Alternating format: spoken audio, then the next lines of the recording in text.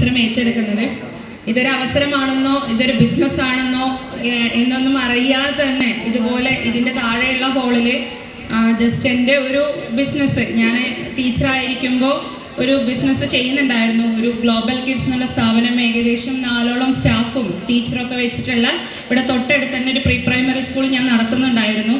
ഈ നടത്തുന്ന സാഹചര്യങ്ങളിൽ എൻ്റെ സ്ഥാപനത്തിൻ്റെ പരസ്യം ചെയ്യാൻ വേണ്ടിയിട്ടാണ് ഞാൻ ഈ ഹോളിൽ ഇതേപോലുള്ളൊരു മീറ്റിങ്ങിൽ ഞാൻ വരുന്നത്. പക്ഷെ ഞാൻ വന്നത് അതിനാണെങ്കിലും എന്നെ വിളിച്ച വ്യക്തി എന്നെ ഈ ബിസിനസ് കാണിക്കാൻ അവസാനത്തെ 18ാമത്തെ അടവെടുത്തു എന്നുള്ളതാണ് പറയാനുള്ളത്. നിങ്ങളും അതുപോലെ പലരും ഇതുപോലെ വിളിച്ചവർ തന്നെയായിരിക്കും എന്നാണ് എനിക്ക് തോന്നുന്നത്.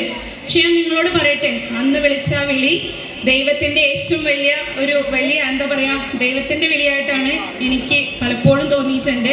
ഇന്ന് പ്രത്യേകിച്ചും എനിക്ക് തോന്നുന്നു. കാരണം കഴിഞ്ഞ ഒരാഴ്ച മുന്നേ എനിക്ക് വലിയൊരു അപകടം എനിക്കൊരു അപകടം മുന്നിൽ ഉണ്ടായിരുന്നു.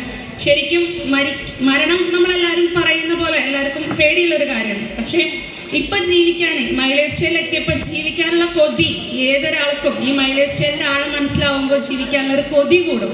അങ്ങനെ ആ ജീവിക്കാനുള്ള കൊതിയും കൊണ്ട് ഏത് ഫെസ്റ്റിവലും അല്ലെങ്കിൽ ഏത് തന്നെ സ്വന്തം വീട്ടിലത്തെ ചിലപ്പോൾ കുട്ടിയുടെ കല്യാണമാണെങ്കിൽ തന്നെ ഒരാൾക്ക് പ്ലാൻ കൊടുക്കാൻ മടി ഇന്ന് എനിക്കോ ഈ നിൽക്കുന്ന ആളുകൾക്കോ ഉണ്ടാവില്ല.